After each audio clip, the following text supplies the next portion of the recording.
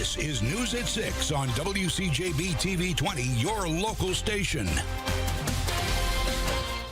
A man is behind bars in Gainesville after being accused of abusing a 1-year-old just one day after a 4-month-old baby was hospitalized. TV 20's Alexis Goings tells us what a child care professional says some of the triggers are that can lead to abuse. Gainesville police arrested 19-year-old Justin Shavers after he was accused of abusing his girlfriend's 1-year-old toddler. Go up in stairs back and forth, and sometimes he would have the baby with him and take up there, and his baby mama would leave him. They would stay over the weekend like this.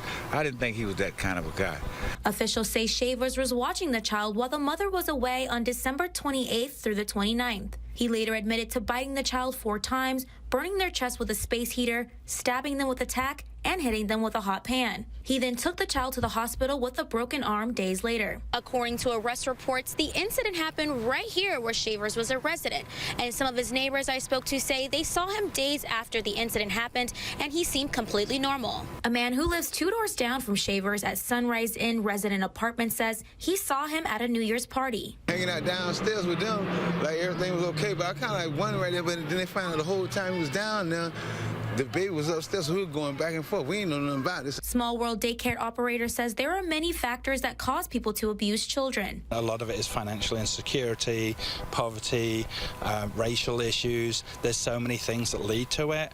The only thing I can say is just take a deep breath when your kid's pushing your buttons before you make that decision.